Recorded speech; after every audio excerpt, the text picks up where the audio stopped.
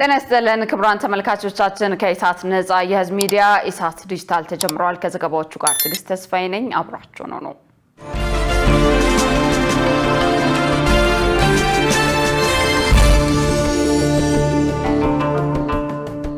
ቀዳሚ ወዳደረግነው መረጃ ተሻገርን። ኢትዮጵያ ብሔራዊ ህልውናዋን ለማረጋገጥ በቀይ ባህር በአካል መገኘት አለባት ተባለ። ኢትዮጵያ በዘላቂነት ደህንነቷንና ብሔራዊ ህልውናዋን ለማረጋገጥ በቀይ ባህርና በኤደን ባህረ ሰላጤ አካባቢ በአካል ወይም በተግባር እንቅስቃሴ መገኘት እንዳለባት በውጭ ጉዳይ ኢንስቲትዩት የአፍሪካ ጉዳዮች ተመራማሪ ዶክተር ጋሻው አይፈራም ተናግረዋል። ኢትዮጵያ በታሪክ በሉዓላዊነቷ ላይ ያጋጠማት አደጋዎች በሙሉ ከቀይ ባህር አቅጣጫ የመጡ መሆናቸውን ተመራማሪው ገልጸዋል። በአሁኑ ወቅት በቀይ ባህርና በኤደን ባህረ ሰላጤ ዳርቻ ለመገኘት ሀገሪቱን ለጥቃት አጋላጭ እንደሚያደርጋት ተመራማሪው ጠቁመዋል።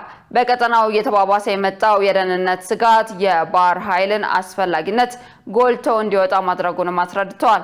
በተጨማሪም የሀያላን ሀገራት ሽኩቻም ለሀገሪቱ ብሔራዊ ደህንነት የራሱ የሆነ ስጋት እንዳለው አመልክተዋል። ኢትዮጵያ ራሷን ለመከላከልና በቀጠናው የሚታዩትን ውስብስብ የጸጥታ ችግሮች ለመቋቋም የተቀናጀ የምድር፣ የአየር፣ የባህር የሳይበርና የውሃ ኃይል ማደራጀት አማራጭ የሌለው ጉዳይ ነው ብሏል። ሀገሪቱ ከባህር ዳርቻ 60 ኪሎ ሜትር ርቀት ላይ ያለች ከመሆኑ አንፃር ይህንን የኃይል ስብጥር ካላሟላች በቀጠናው ተጽዕኖ የማሳደር አቅሟ ዝቅተኛ ሆኖ እንደሚቀጥል አስገንዝበዋል።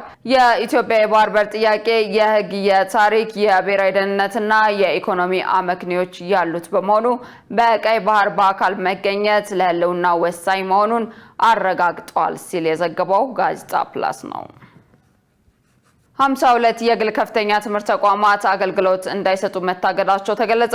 የኢፌድሪ ትምህርትና ስልጠና ባለስልጣን የዳግም ምዝገባ ስርዓት ውስጥ አልገቡም እንዲሁም የሚጠበቅባቸውን የጥራት መስፈርት አላሟሉም ባላቸው 52 ከፍተኛ ትምህርት ተቋማት ላይ የእገዳ ውሳኔ ማስተላለፉን አስታውቋል። ባለስልጣኑ ተቋማቱ ወደ ዳግም ምዝገባ ስርዓት እንዲገቡ ከጥቅምት 2017 ዓ.ም ጀምሮ በተደጋጋሚ በደብዳቤ በስልክና በአካል ጥሪ ማድረጉን የጠቀሰ ሲሆን እስከ መጋቢት 2018 ዓ.ም ድረስ በተሰጣቸው የጊዜ ገደብ ውስጥ ምላሽ ባለመስጠታቸውና መስፈርቱን ባለማሟላታቸው እንዲታገዱ መወሰኑን ገልጿል።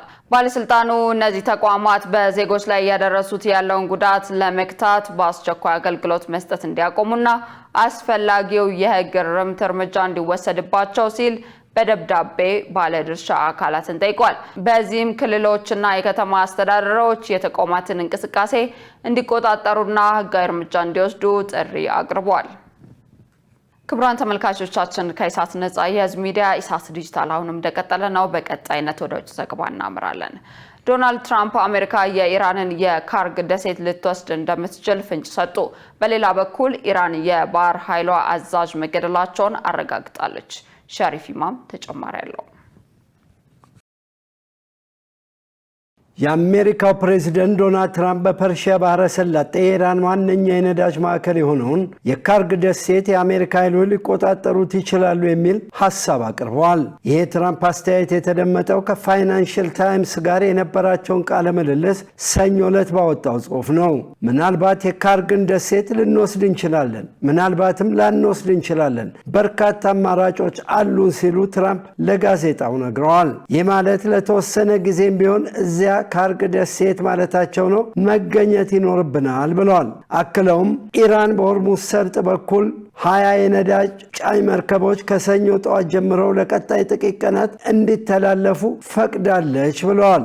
በሌላ በኩል ፓኪስታን ሁለት እንዳለችው አሜሪካና በኢራን መካከል የሚካሄደውን ንግግር ታስተናግዳለች። ፓኪስታን ይህንን ትበል እንጂ ከዋሽንግተንም ሆነ ከቴህራን በኩል ወዲያውኑ የተባለ ነገር የለም።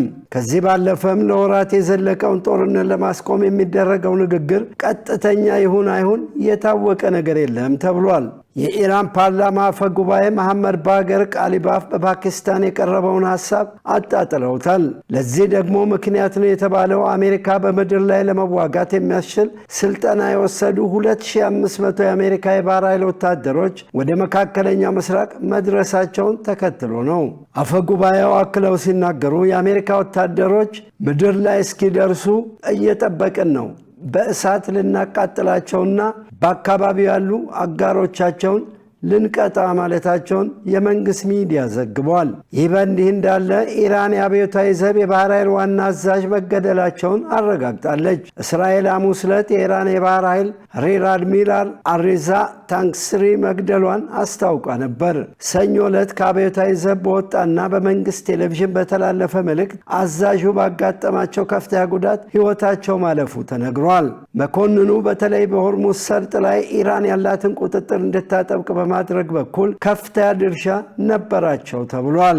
ሁሉም ተዋጊ እንደ ታንክስሪ ነው ያለው መግለጫው በመጪዎቹ ቀናትና ወራት አዳዲስ ተአምራት ያሳዩናል ብሏል። እስራኤልና አሜሪካ በኢራን ላይ በከፈቱት ጦርነት በኢራን ከ1900 በላይ፣ በሊባኖስ ከ1200 በላይ፣ በእስራኤል 19 ሰዎች ሲገደሉ 13 የአሜሪካ ወታደሮች መሞታቸው ታውቋል። በባህረ ሰላጤው ሀገራት በምድርና በባህር ላይ በርካታ ቁጥር ያላቸው ሰዎችም ተገለዋል።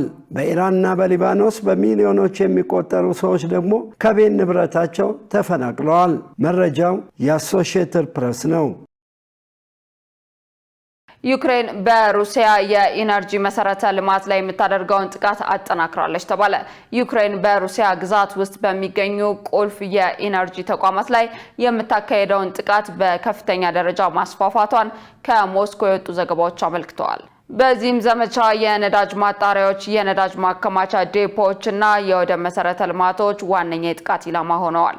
የኪየቭ ባለስልጣናት በሰጡት መግለጫ እነዚህ ተቋማት የሞስኮን ወታደራዊ እንቅስቃሴ በገንዘብ የሚደግፉ በመሆናቸው እንደ ሕጋዊ ወታደራዊ ኢላማ እንደሚቆጠሩ አስታውቀዋል። ይህ እርምጃ ሩሲያ ለጦርነት የምታውለውን የፋይናንስ ምንጭ በማድረግ በሎጂስቲክና በኢኮኖሚ ረገድ ያላትን አቅም ለመቀነስ የታለመ ሰፊ ስትራቴጂክ አካል መሆኑን ተገልጿል። ይህ ጥቃት ዩክሬን ከመደበኛው የግንባር ውጊያ ባለፈ የጠላትን የጀርባ አጥንት የሆኑ መሰረተ ልማቶች ላይ ትኩረት ማድረጓን የሚያሳይ የስትራቴጂ ለውጥ ተደርጎ ተወስዷል። ይሁን እንጂ የፖለቲካ ተንታኞች ይህ አይነቱ እርምጃ የሩሲያን የከረረ አጸፋ ሊቀሰቅስና ጦርነቱን ይበልጥ ሊያባብስ ይችላል ሲሉ ስጋታቸውን ገልጸዋል። መረጃው የወርልድ ኒውስ ነው። ክቡራን ተመልካቾቻችን ከኢሳት ነጻ የህዝብ ሚዲያ ለኢሳት ዲጂታል ያዘጋጀናቸው ዘገባዎችን ይመስሉ ነበር። ከዘገባዎቹ ጋር ትዕግስት ተስፋ አብሬያችሁ ቆየሁ። መልካም ጊዜ